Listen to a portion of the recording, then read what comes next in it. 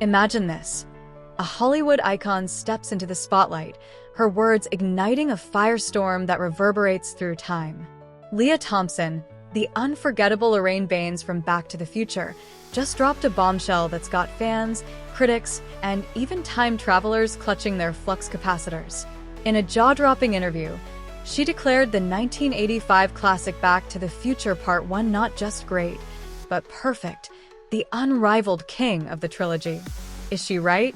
Or has she just kicked a hornet's nest, splitting the fandom into a temporal civil war? Buckle up, because we're hitting 88 miles per hour to unpack a story dripping with nostalgia, controversy, and DeLorean-fueled drama. Who, what, where, why it matters. On October 24th, 2024, Entertainment Weekly unleashed an exclusive interview with Lea Thompson that sent shockwaves through the Back to the Future universe. Thompson, who brought heart and fire to Lorraine Baines, the Hill Valley teen turned struggling mom, didn't mince words.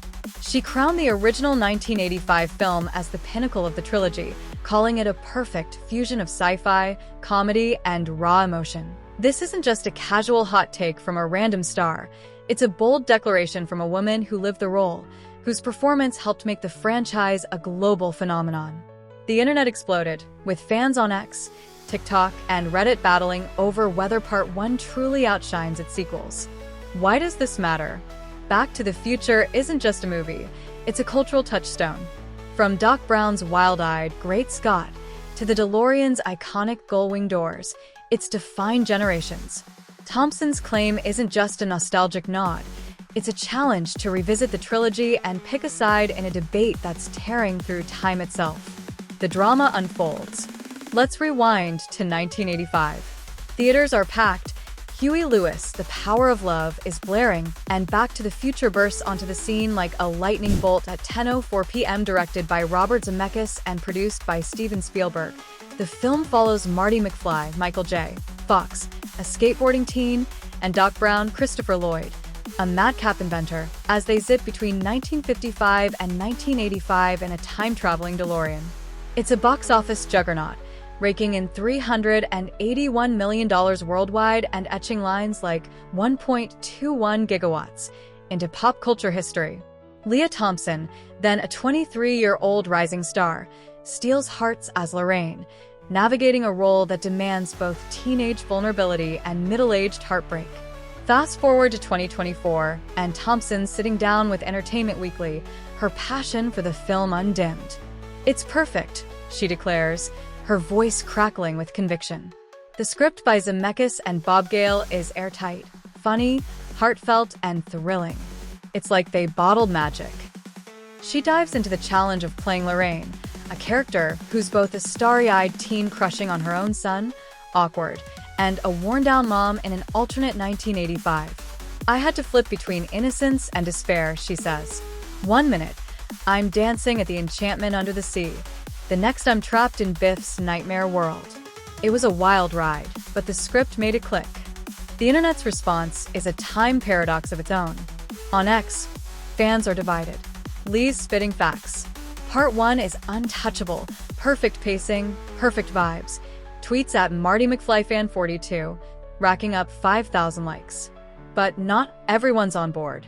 Part 2's alternate 1985 and hoverboard slap harder. Lee sleeping on it fires back at Flux Capacitor X, sparking a thread with 1,200 replies. TikTok's alight with fans reenacting iconic scenes like one viral video of a teen lip-syncing "Make Like a Tree and Get Outta Here" with the caption, "Lea Thompson's right. Part 1 is everything." At Hill Valley Vibes. Meanwhile, Reddit's r/movies subreddit is a battleground, with a post titled "Lea Thompson says BTTF Part 1 is perfect, agree?" hitting 3,500 upvotes and 800 comments. One user writes, "Part 3's Western charm is underrated. Lee's take is too harsh on the sequels. The media's fanning the flames."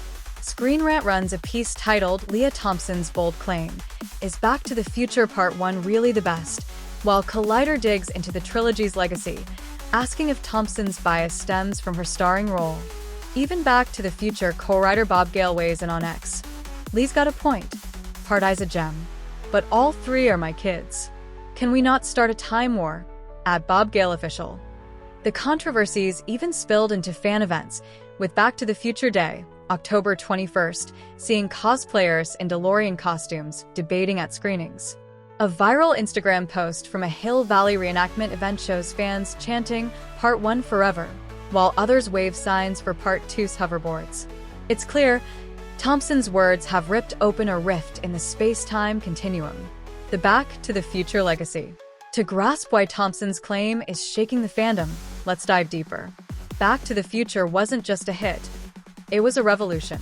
Released in 1985, it blended sci-fi, comedy, and family drama in a way that felt fresh yet timeless.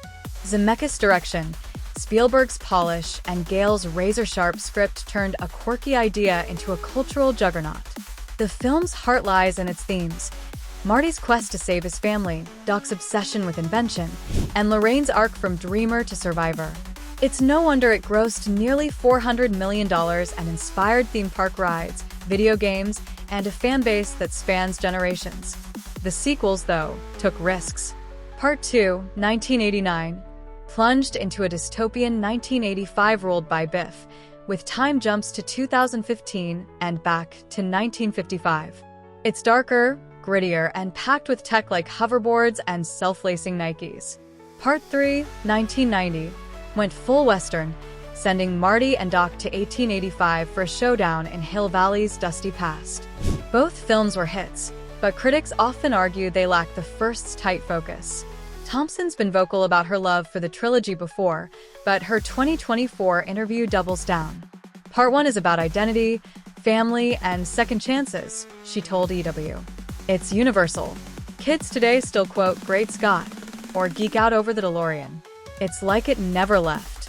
Thompson's perspective carries weight. Before Back to the Future, she starred in Jaws 3D and Red Dawn, but Lorraine was her breakout. She's since carved a versatile career, starring in Caroline in the City, directing Star Trek, Picard episodes, and even playing Lorraine again in a Back to the Future musical. Her deep ties to the franchise make her opinion more than nostalgia. It's a lived experience. The trilogy's impact is undeniable. Back to the Future Day sees fans worldwide hosting screenings, cosplay events, and DeLorean rallies. A 2024 convention in Los Angeles drew 10,000 fans, with Thompson signing autographs and sharing stories. But her claim that Part 1 is perfect has sparked a deeper question. Can any sequel match the original's magic? Why this hits hard? Let's get personal. Back to the Future Part 1 is my cinematic home. Growing up, I'd pop in the VHS, mesmerized by Marty's skateboard chase, Doc's wild hair, and Lorraine's heartbreaking shift from vibrant teen to broken mom. Thompson's right, it's a perfect movie. The pacing, the humor, the heart, it's a masterclass in storytelling.